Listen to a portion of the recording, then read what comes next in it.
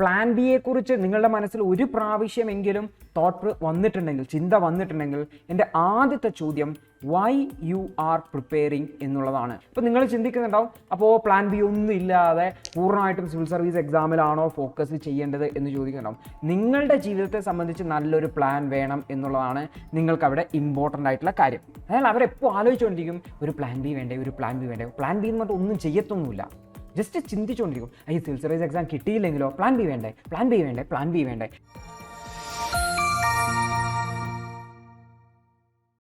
Civil service aspirant കമ്മ്യൂണിറ്റിയിൽ വളരെ common ആയിട്ട് കേൾക്കുന്ന ഒരു വാക്കാണ് പ്ലാൻ ബി എന്ന് പറയുന്നത്.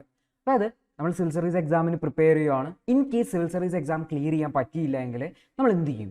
അപ്പോൾ നമുക്കൊരു പ്ലാൻ ബി വേണ്ടേ എന്നുള്ളതാണ് പല ആൾക്കാർക്കും ഉണ്ടാകുന്ന ചോദ്യം.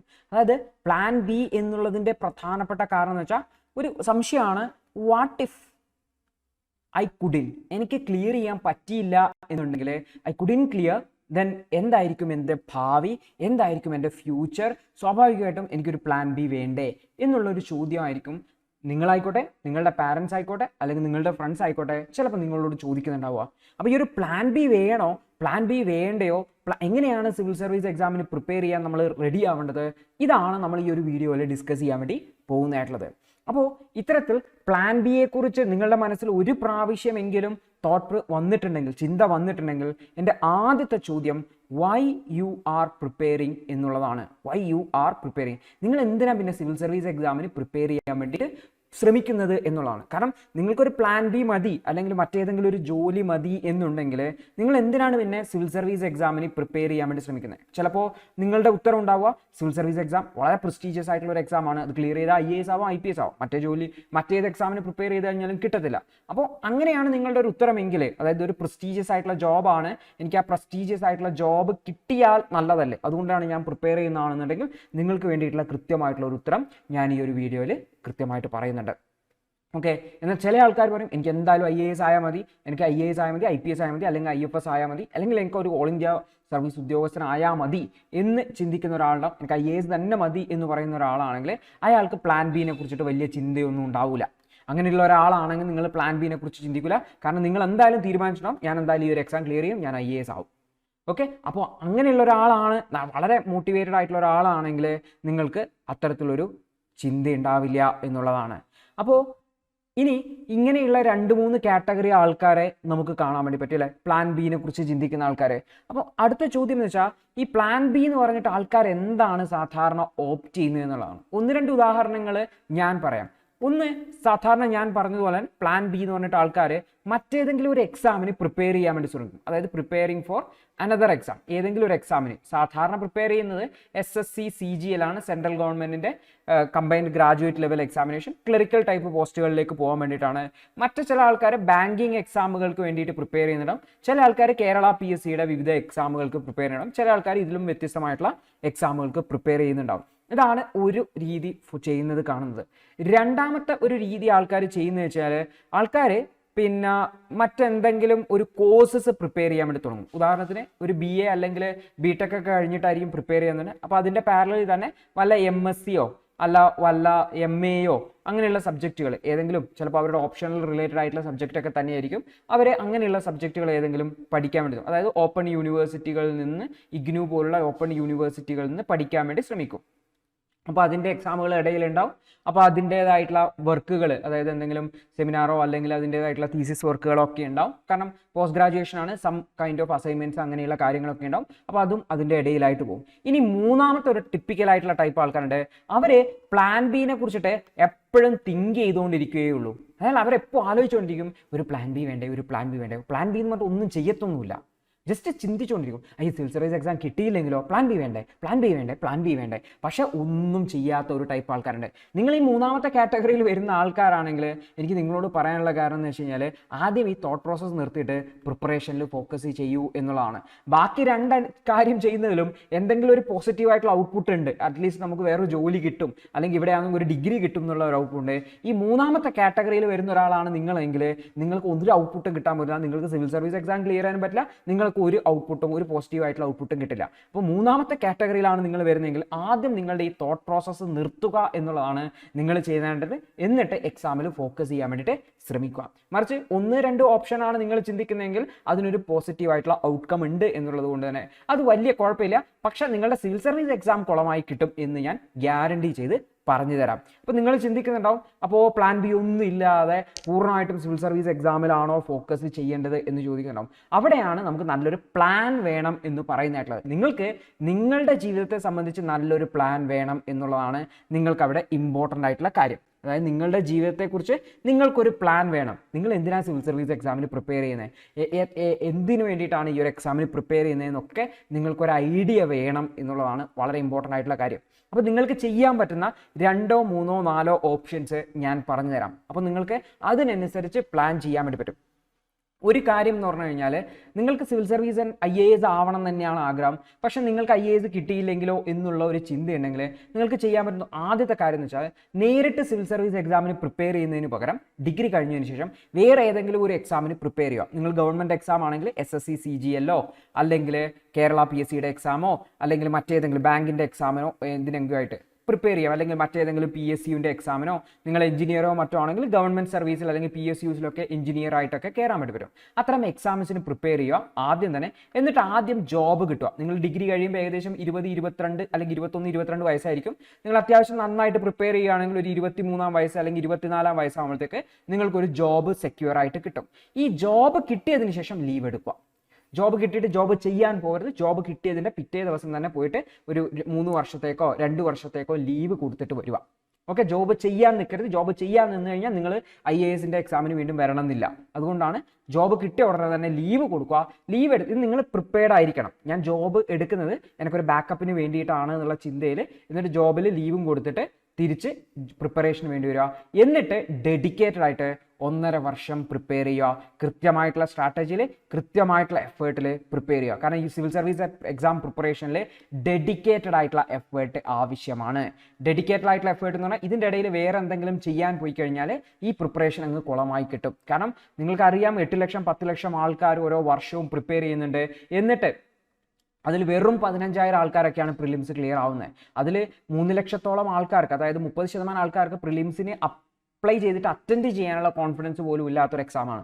അപ്പോൾ ഈ ഒരു എക്സാമിൽ 1.5 വർഷത്തെ ഡെഡിക്കേറ്റഡ് ആയിട്ടുള്ള എഫേർട്ട് വേണം. അതിൻ്റെ ഇടയിൽ വേറെ ഒന്നും മിക്സ് ചെയ്യാൻ പറ്റില്ല. അപ്പോൾ നിങ്ങൾക്ക് ചെയ്യാൻ പറ്റുന്ന ഒരു ഓപ്ഷൻ എന്ന് വെച്ച് കഴിഞ്ഞാൽ നിങ്ങൾ ഡിഗ്രി കഴിഞ്ഞപ്പോൾ തന്നെ ഉടനെ തന്നെ ഏതെങ്കിലും ഒരു ജോബ്, ഗവൺമെൻറ് ജോബോ മറ്റോ ഒപ്പിക്കുക, അത് പഠിച്ചെടുക്കാൻ വേണ്ടി ശ്രമിക്കുക. അതിനുശേഷം അതിൽ നിന്ന് ലീവ് എടുത്തിട്ട് ഡെഡിക്കേറ്റഡ് ആയിട്ട് വന്ന് പ്രിപ്പയർ ചെയ്യുക എന്നുള്ളതാണ്. ഈ പ്രിപ്പറേഷൻ്റെ ഇടയിൽ മറ്റൊരു കാര്യങ്ങളും ഡയല്യൂട്ട് ചെയ്യാൻ പറ്റില്ല. ഇൻ കേസ് ഡയല്യൂട്ട് ചെയ്ത് കഴിഞ്ഞാൽ ഈ പ്രിപ്പറേഷൻ വർക്ക്ഔട്ട് ആവില്ല. അതായത് UPSC പ്രിപ്പറേഷൻ വിത്ത് പ്ലാൻ ബി എന്ന് പറയുന്നത് ഓൾമോസ്റ്റ് ഇമ്പോസിബിൾ ആണ്, നടക്കാത്ത കേസാണ്. അതിപ്പോൾ KS ഒക്കെ ആണെങ്കിൽ ഓൾമോസ്റ്റ് സെയിം സിലബസ് ആണ്, എഴുതിയാൽ കിട്ടും. പക്ഷേ അങ്ങനെയുള്ള എക്സാംസ് വളരെ റെയർ ആയിട്ടാണ് ഇപ്പോൾ കേരളത്തിലൊക്കെ നടക്കുന്നത്. അപ്പോൾ സ്വാഭാവികമായിട്ടും നിങ്ങൾ ഫോക്കസ് ചെയ്യേണ്ടത് only on UPSC civil service exam ആണ്. അപ്പോൾ ഒരു ഓപ്ഷൻ നിങ്ങൾക്ക് ചെയ്യാൻ പറ്റുന്നത്, നിങ്ങൾ വളരെ യങ് ആണ് എന്നുണ്ടെങ്കിൽ ആദ്യം ഇങ്ങനെയെങ്കിലും ഏതെങ്കിലും ഒരു എക്സാം ക്ലിയർ ചെയ്ത് വന്ന് ലീവ് എടുത്തിട്ട് വന്നിട്ട് ഇവിടെ പഠിക്കുക എന്നുള്ളതാണ്, പ്രിപ്പറേഷൻ ചെയ്യുക എന്നുള്ളതാണ്. ഇനി രണ്ടാമത്തെ കേസ് എന്ന് വെച്ച് കഴിഞ്ഞാൽ നിങ്ങൾക്ക് ഹയർ എഡ്യൂക്കേഷനുമായി ബന്ധപ്പെട്ട കൺസേൺസ് ഒക്കെ ആണെങ്കിൽ ആദ്യം തന്നെ BSc ഡിഗ്രി കഴിഞ്ഞ ഉടനെ തന്നെ പ്രിപ്പറേഷന് വന്ന് ജോയിൻ ചെയ്യാതെ MAയോ MSCയോ ഒക്കെ പഠിക്കാൻ വേണ്ടി ശ്രമിക്കുക. ആ പ്രിപ്പറേഷൻ സമയത്ത് പ്രധാനമായിട്ടും നിങ്ങൾ എടുക്കുക ഓപ്ഷണൽ റിലേറ്റഡ് ആയിട്ടുള്ള സബ്ജക്റ്റുകൾ ചൂസ് ചെയ്യാൻ വേണ്ടി ശ്രമിക്കുക. നിങ്ങൾ ഏതാണോ ഓപ്ഷണലായിട്ട് എടുക്കാൻ ഉദ്ദേശിക്കുന്നത് ആ സബ്ജക്റ്റ് തിരഞ്ഞെടുക്കാൻ ശ്രമിക്കുക. അതുപോലെ തന്നെ ആ പഠിക്കുന്ന സമയത്ത് തന്നെ NCERT ടെക്സ്റ്റ് ബുക്കുകളൊക്കെ കവർ ചെയ്തിട്ട് നല്ലൊരു ഫൗണ്ടേഷൻ ബിൽഡപ്പ് ചെയ്യാൻ വേണ്ടി ശ്രമിക്കുക. ആദ്യം തന്നെ നിങ്ങളുടെ ഡിഗ്രി എടുക്കുക. അതിനുശേഷം നിങ്ങൾക്ക് B.Ed വേണമെങ്കിൽ ആ B.Ed എടുക്കുക.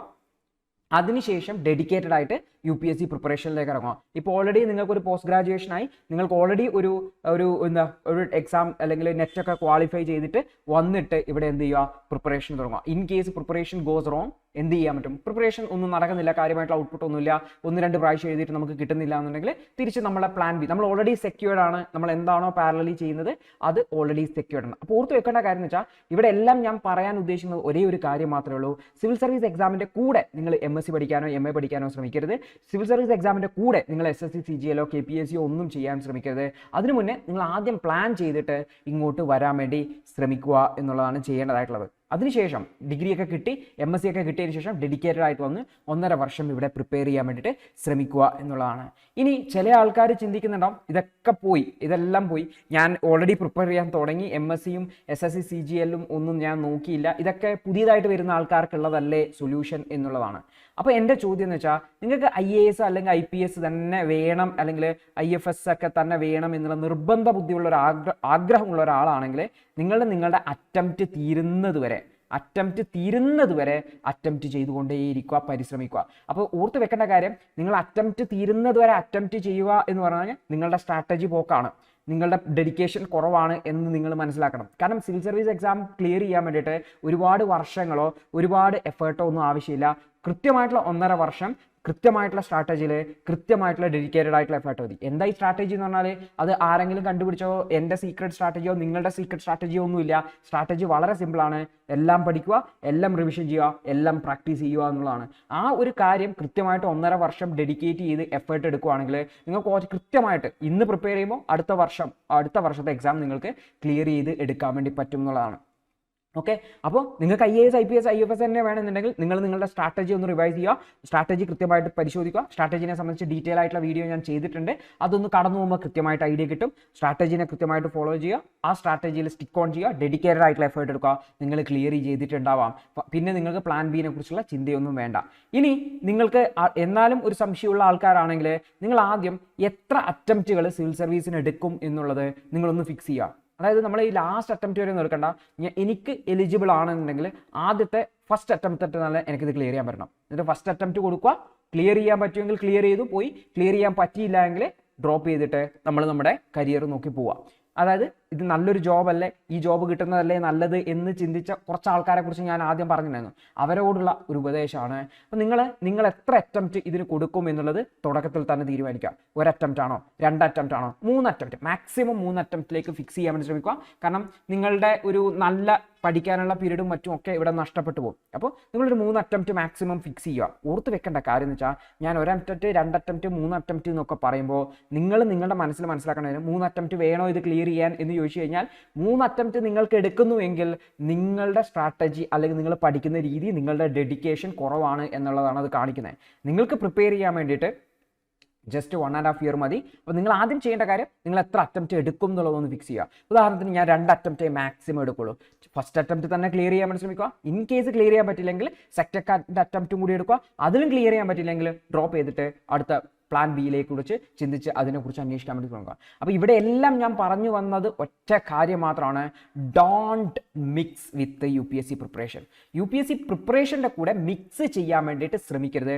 പ്ലാൻ ബി ഒക്കെ നല്ലതാണ്, കരിയറിനെ കുറിച്ചൊക്കെ ചിന്തിക്കേണ്ടത് അത്യാവശ്യമാണ്, പക്ഷെ don't mix it with UPSC CSC preparation. കാരണം അങ്ങനെയാണെങ്കിൽ നിങ്ങളുടെ UPSC പ്രിപ്പറേഷൻ നടക്കാൻ പോകുന്നില്ല. വളരെ റെയർ ആയിട്ടുള്ള 1% ആൾക്കാർക്കൊക്കെ ഇത് ചിലപ്പോൾ നടക്കുമായിരിക്കും. കാരണം അവർ അത്രയും ടാലൻറ്റഡ് ആയിട്ടും അത്രയും വേഗത്തിൽ പഠിക്കാൻ പറ്റും, ഫോട്ടോഗ്രാഫിക് മെമ്മറി ഒക്കെ ഉണ്ടാവും. പക്ഷേ നോർമലി ആവറേജ് ആയിട്ടുള്ള ഒരാൾക്ക് അല്ലെങ്കിൽ ഒരു എബോവ് ആവറേജ് ആയിട്ടുള്ള ഒരാൾക്ക് ഇത് സാധിക്കണം എന്നില്ല. സോ UPSC പ്രിപ്പറേഷനുമായിട്ട് മിക്സ് ചെയ്യാതിരിക്കാൻ വേണ്ടി ശ്രമിക്കുക. UPSC പ്രിപ്പറേഷന് ഡെഡിക്കേറ്റഡ് ആയിട്ടുള്ള എഫേർട്ട് കൊടുക്കാൻ വേണ്ടി ശ്രമിക്കുക. അത് ഒന്നുകിൽ നിങ്ങളുടെ കരിയർ സെറ്റാക്കി വന്നിട്ട് UPSCക്ക് പ്രിപ്പയർ ചെയ്യുക, അല്ലെങ്കിൽ UPSCക്ക് ഒരു ഡെഡിക്കേറ്റഡ് നമ്പർ ഓഫ് ഇയേഴ്സ് നിങ്ങൾ ഫിക്സ് ചെയ്ത് കൊടുക്കുക. ഞാൻ 3 പ്രാവശ്യം എഴുതും അല്ലെങ്കിൽ 2 പ്രാവശ്യം എഴുതുമെന്ന് ഫിക്സ് ചെയ്ത് കൊടുക്കുക. അതിനുശേഷം UPSCനെ കുറിച്ച് ചിന്തിക്കാതിരിക്കുക. നിങ്ങൾ ചിന്തിക്കേണ്ട കാര്യം, ഞാൻ എൻ്റെ ഭാഗത്ത് നിന്ന് ചെയ്യേണ്ട കാര്യം ചെയ്തു, എനിക്കത് ക്ലിയർ ചെയ്യാൻ പറ്റിയില്ല, സോ ഞാൻ എൻ്റെ കരിയറിനെ കുറിച്ച് ചിന്തിക്കുകയാണ്, ഇനിയും എൻ്റെ വർഷങ്ങൾ ഇവിടെ കളയാനില്ല എന്ന് ചിന്തിച്ചിട്ട് അടുത്ത ഓപ്ഷനിലേക്ക് പോകാൻ വേണ്ടി ശ്രമിക്കുക എന്നുള്ളതാണ്. ഓക്കെ, അപ്പം ഞാൻ നിങ്ങൾക്ക് വ്യത്യസ്ത ഓപ്ഷൻസ് പറഞ്ഞു. നിങ്ങളൊരു ഫ്രഷറായിട്ട് വരുന്ന ഒരാളാണ്, ഒരു ഡിഗ്രി പഠിക്കുന്ന ഒരാളാണെങ്കിൽ അവരുടെ ഓപ്ഷൻസ് ഞാൻ പറഞ്ഞു തന്നു. നിങ്ങൾ ഓൾറെഡി പ്രിപ്പയർ ചെയ്തുകൊണ്ടിരിക്കുന്ന ആളാണെങ്കിൽ നിങ്ങൾക്കുള്ള ഓപ്ഷൻസും ഞാൻ പറഞ്ഞു തന്നു. അപ്പോൾ ഇനി പ്ലാൻ ബി എന്നതിനെ സംബന്ധിച്ച് ഒരു ഡൗട്ടോ സംശയമോ ഉണ്ടാവാതിരിക്കാൻ വേണ്ടി ശ്രമിക്കുക. എപ്പോഴും ഓർത്ത് വയ്ക്കുക, don't mix with UPSC CSC preparation. ഇത് നിങ്ങളുടെ സിവിൽ സർവീസ് പ്രിപ്പറേഷനെ എല്ലാം അൾട്ടിമേറ്റ്ലി വേസ്റ്റ് ആക്കി മാറ്റും. നിങ്ങൾക്ക് സിവിൽ സർവീസ് എക്സാം ക്ലിയർ ചെയ്യാൻ പറ്റാനുള്ള ചാൻസ് വളരെ വളരെ കുറവാണെന്ന് ഓർത്ത് വെക്കുക. അതുകൊണ്ട് തന്നെ ultimately don't mix anything with UPSC CSC preparation.